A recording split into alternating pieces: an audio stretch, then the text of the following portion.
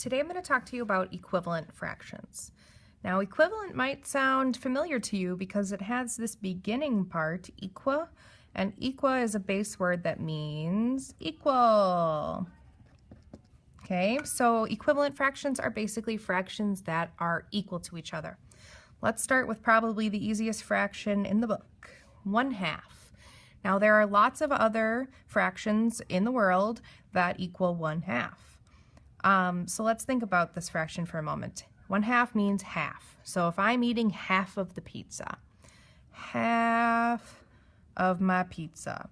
I don't know about you, but I don't usually cut my pizza just in half. I like to cut it in multiple slices. So maybe I'm going to cut my pizza in eighths. I'm going to have a pizza that has 8 slices. So what would be half of the pizza? Half of the pizza would be 4/8. So whether I'm eating half of the pizza or 4 slices of the pizza, in this case, these fractions are equal. Actually, in all cases, these fractions are equal. 1/2 equals 4/8.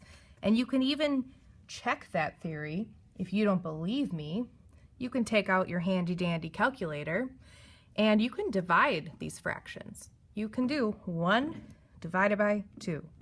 Wow, that equals 0.5. I wonder what 4/8 equals. 4 divided by 8. Oh my goodness, it also equals 0.5. So yes, equivalent fractions are really equal. Even though they have different numbers, they still have the same value. Okay, so some other fractions that are equal or equivalent to 1/2 could be 3/6, could be 50/100, could be 5/10. Okay, all of these fractions are equivalent and they all have the same value of 0.5.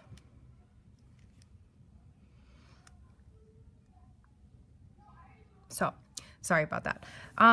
The next thing I want to show you is how to easily find some equivalent fractions. So let's look at the fraction 1/3.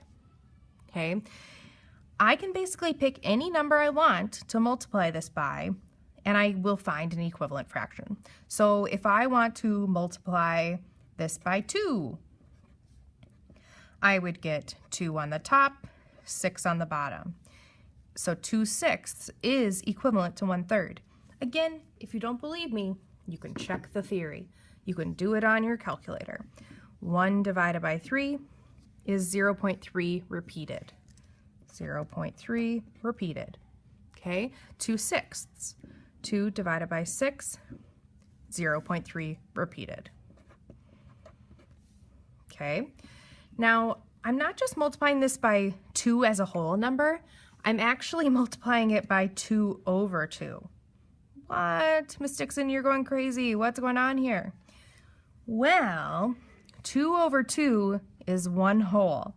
So I can multiply a fraction by 1 whole and it doesn't change its value, as we saw. It just changes the numbers in the fraction, but it still has the same value. So some people, instead of doubling, they might just want to multiply by 10. I could multiply 1/4 by 10/10 and get 10/40. I could even add another 0 and another 0 and another one. This is still equal to 1/4. If I divide this out, I will get 0.25, and 1/4 is also 0.25. Okay, you don't have to understand right now that you're multiplying by 1 whole. The key part is just can you come up with some equivalent fractions? So over here, if I had 1/5 and I said, give me 3 equivalent fractions to 1/5. You can pick, again, any number you want to multiply the top and the bottom by. Whatever you do to the top, you have to do to the bottom, and vice versa. You could also skip count if you want. Some people like that method. So I can go 1, 2, 3, 4, 5. A nice easy skip counting with 1s.